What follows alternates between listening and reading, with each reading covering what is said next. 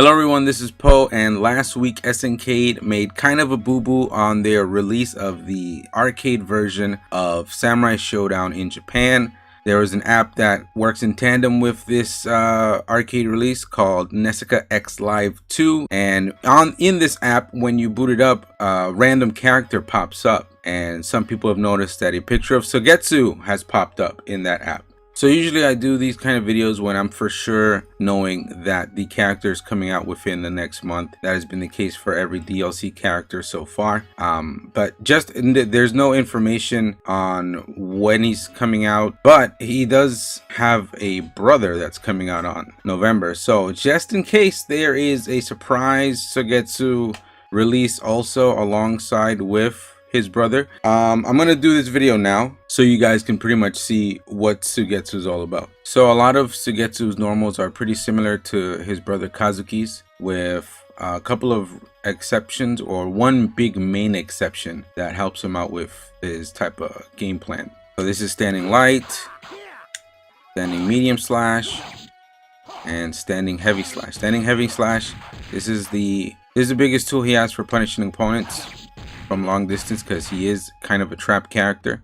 And then there's his crouching medium slash, that's a big button, and I think his diagonal down kick. Yeah, those are the big moves that push him forward fast to the enemy to punish him for when he does his traps. How do you do his traps? Like these guys right here, but we'll get into that a little bit later. All right, we have his crouching normals: light, medium slash, heavy. And now for his kicks, he's got a very similar bazooka knee that Kazuki has. Forward kick, it's a trip. Oh, this one doesn't knock down. Kazuki's does. And there's the dash slide. And there's down kick. Diagonal down is, yeah, that's the slide. And then the dash should be pretty similar to the slide, yeah. Jumping normal's kind of the same. He's got that diving overhead with the light. And then kind of looks a little different with the medium. And the heavy is actually different because Kazuki's is at a weird vertical angle. This guy's is more of a standard button. Same thing goes for his slashes in the air.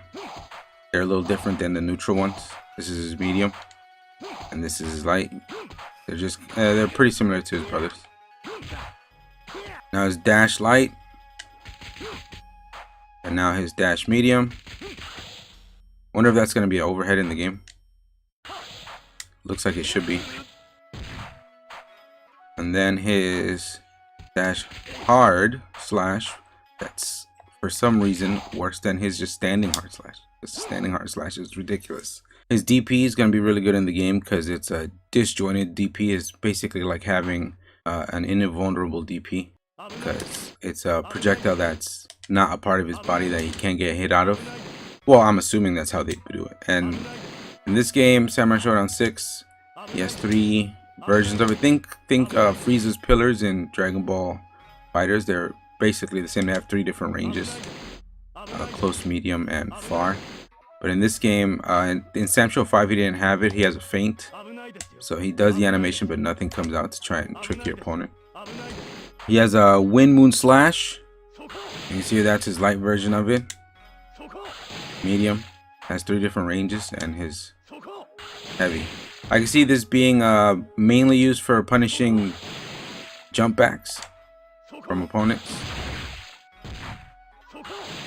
And then, of course, you know, off of the orbs, maybe after somebody gets hit, or if they get hit in the air, punish them off of that. But we'll see how it works in the new game. Sogetsu also has a teleport called New Moon. In Samurai Shodown 5, this was a quarter circle back motion. In this game, it's a down with a special, with any special, and kick. I'm not sure what they'll choose, of course, because I don't know the details. Nobody does on what they'll choose for the upcoming game. But let me know what you guys would prefer: a down motion or a quarter circle back motion for this move. But he has 3 ranges.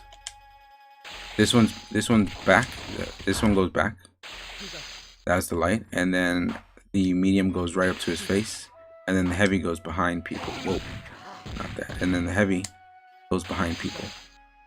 But this guy also has a feint. He has a lot of feints in this game. This is a feint to fake out whether he's gonna do the teleport or not. He didn't have this in Samurai Shodown 5. So I'm pretty sure if they do have these moves, he should have the feint. I don't see why they'd keep that out. All right, so Read Moon. As you can see, Sogetsu's doing almost something that looks like a taunt, but it's actually a counter move. It counters all weapon attacks and all projectiles, actually.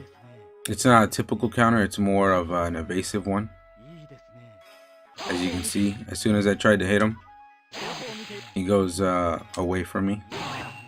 It's you gotta do it in this game when the arm is about to rise up. Let's see if I can time a projectile.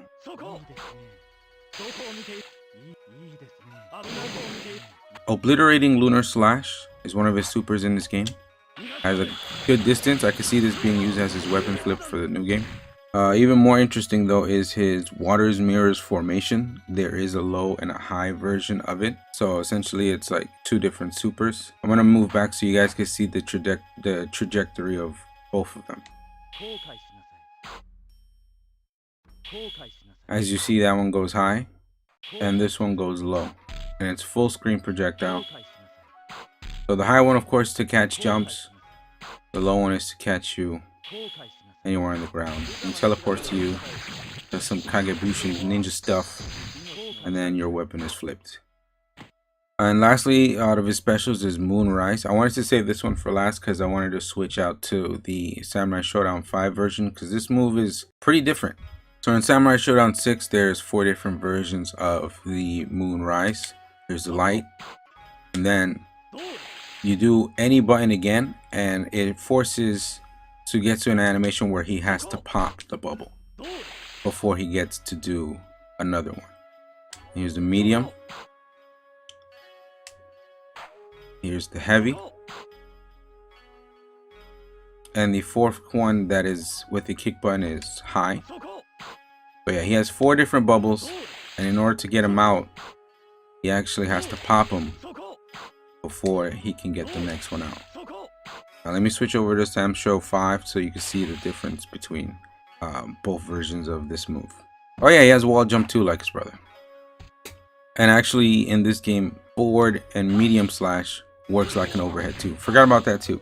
And I think hard slash doesn't wall bounce in Samsho 5. So for the Moonrise in this game, there's only 3 different versions. No version off of the kick. There's just the light slash version, the medium slash version, and you can see I don't have to pop the bubbles when I do them again.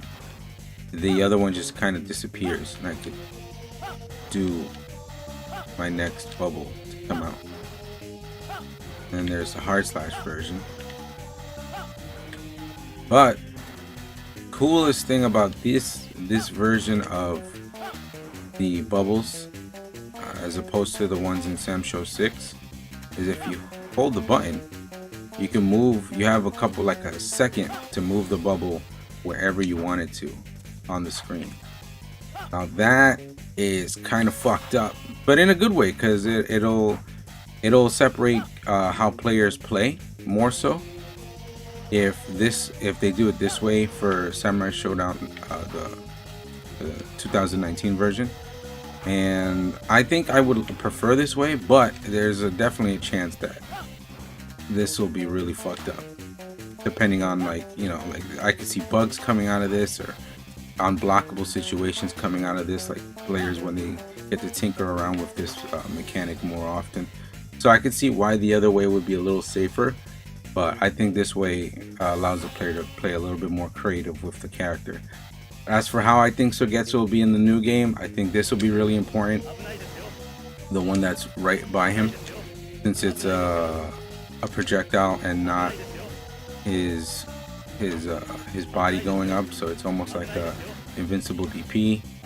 I think he has good tools for whiff punishing from far screen. A lot of people like to whiff punish from far screen, and also to if we're talking about the other moves that are from Samurai Shodown 6, he has good moves for punishing people off with jumps too, not just the ones that are coming in front of him, but the ones that are jumping away from him.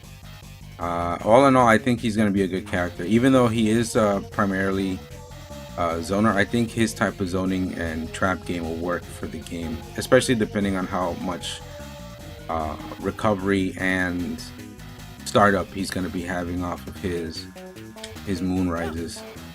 So yeah, I think for the Kazama brothers, I would say Sogetsu's one I'm excited about, and as opposed to Hazuki. So let me know what you guys think down below.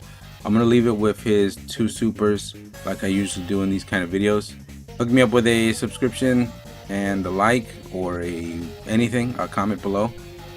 Let me know what you think.